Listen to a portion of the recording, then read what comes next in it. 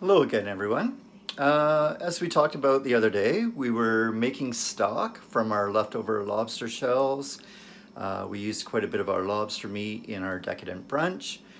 But the plan was and is that we're going to use the leftover lobster meat and the stock that we made yesterday to make a decadent lobster risotto.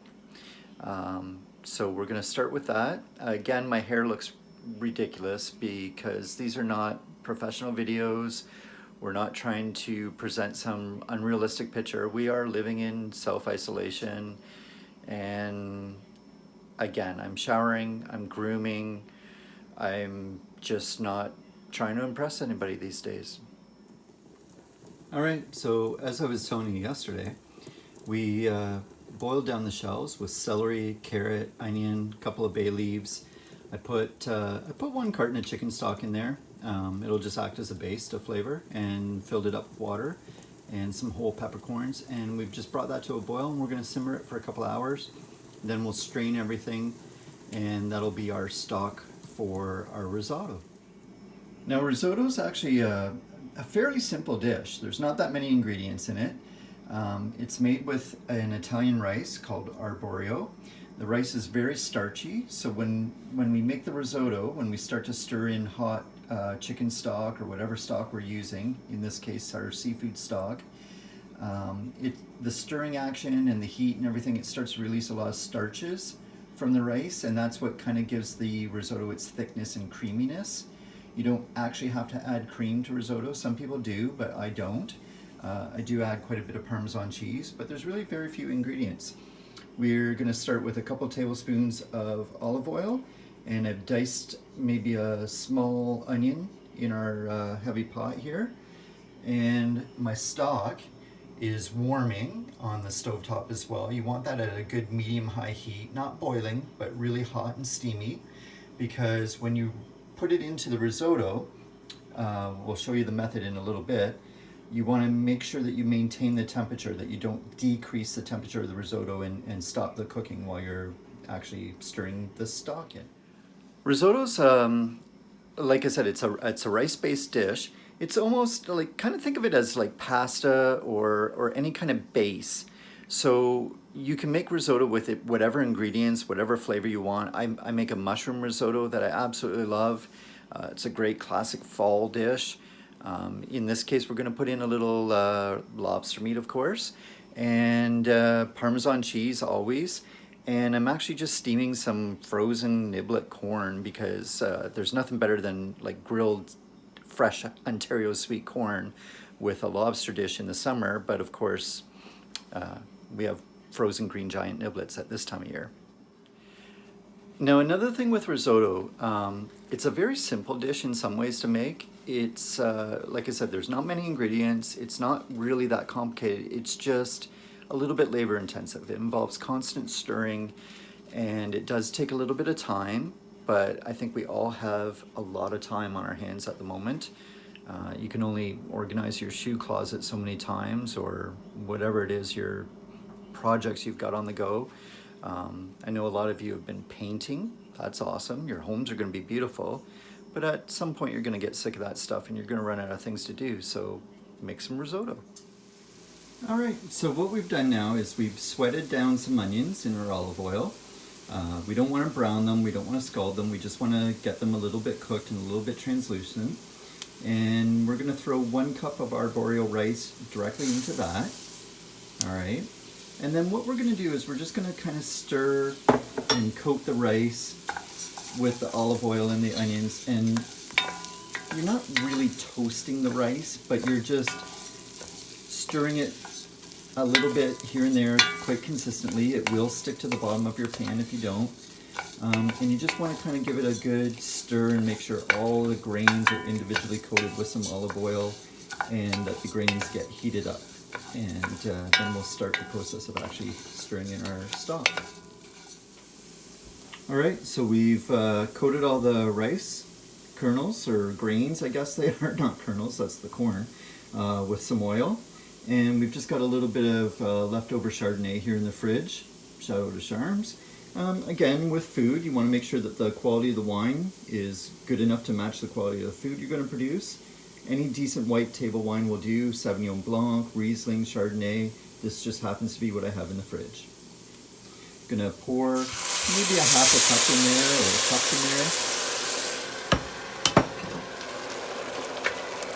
You can see it's quite liquidy, but this is the magic of risotto. Once these starches start to come out as the liquid evaporates and as we start to stir, this will eventually get creamier and creamier.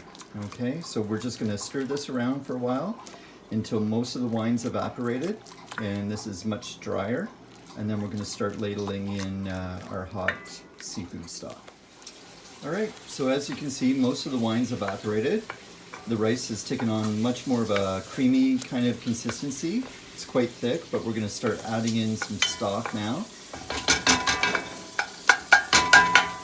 So we have our hot stock here.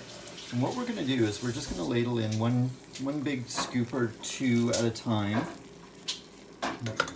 Maybe we'll start with one here. Maybe one more. It's okay to have a bit of liquid in here. But we want the stock to be warm because we don't want to drop the temperature on our risotto. We want it to continue to cook. And it's going to be very watery again as we put this hot stock in there.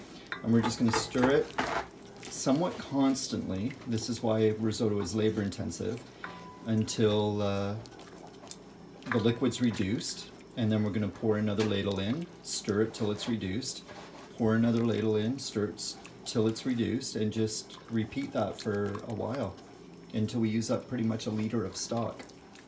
Okay, so once again you can see that the stock that we've ladled in here, we've been consistently stirring, is pretty much reduced and it's quite thickened again. So I'm going to just pour another ladle of hot stock in here. And we're going to continue this repetitively, like I'll probably ladle in 10 or 12 ladlefuls at least until most of that stock's used up. I'm not going to show you all that because it's kind of redundant, but we're just going to keep gradually introducing hot stock to the pot, stirring it till it gets thickened, and then adding more liquid. So the only other ingredients we're going to really actually add to our risotto is we've got a bunch of our lobster here diced up on the cutting board. We're going to grate in Parmesan cheese a couple times throughout the cooking process. And we've got that frozen corn because we don't have fresh summer Ontario corn. And we're going to periodically add the cheese as we cook. The lobster and the corn I'm going to add actually fairly late in the process, maybe the last 5-10 minutes at the most of cooking because they're already cooked. We just want to add them at the last minute to warm them through, infuse the flavor, and kind of incorporate them into the risotto. If you had raw ingredients like say some fresh asparagus or spring peas or something, you can add them in a few minutes earlier because they actually need to cook in the hot stock. But yeah. So I've just added some more hot stock to our risotto and I'm going to grate quite a generous amount of fresh Parmigiano Reggiano. There's no substitutes for real Parm. It's expensive, but it's worthwhile. It's a beautiful, rich, salty flavor that adds a lot of depth to a lot of Italian foods and certainly risotto. I'm going to grate a few more of these in here, stir it, and I'll probably do this 2 or 3 more times at least when I'm cooking, and then I'll definitely garnish with it at the end. Now another silly little thing about social distancing and the time of the apocalypse.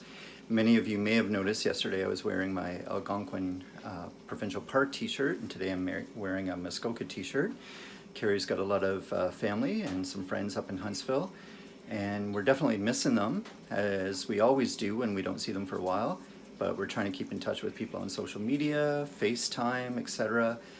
Making time for people that we don't get to see physically in our lives anymore is still important for your mental health and their mental health. And I can't wait till we get to go up there again someday soon, hang out around the fire pit. It's a beautiful part of the country if you've never been. And I would love to be there now, but we would probably need a fire pit as big as Matt and Allie's if we were going to properly socially distance and still all be around the fire pit. Seriously, their fire pit's ridiculous. So I just kind of wanted to show you the consistency here. We've probably ladled in at least 5, 6, 7 things of our seafood stock into our rice, stirring somewhat constantly. You can take a break every now and then, but you really want to keep it stirred. And it starts to look consistency-wise almost like a creamy soup or porridge or so. And we're just going to keep doing that until most of our stock is gone. One thing with risotto, much like pasta, you want to serve it kind of al dente. So you want it to be rich and creamy and all the flavors and everything incorporated, but you want the actual individual rice grains to still have a little bit of a firmness or a bite in the center of them. That's kind of ideal. Sometimes I undercook it, sometimes I overcook it. Things happen. All right, so now we're probably 5-10 minutes away from being done. I'm just going to dump my corn directly into the pot, and I'm going to get all the fresh lobster here, and I'm going to dump that all in as well. Really simple, nothing fancy about that. Hard to do while you're filming. And we're just going to stir that all in and then add some more hot stock and some more Parmesan cheese, and we'll be close to done. So one other tip here too, whenever you're adding any ingredients into your risotto, that vegetables, meat, whatever, they have a little bit of moisture in them. They will release moisture into the actual risotto itself.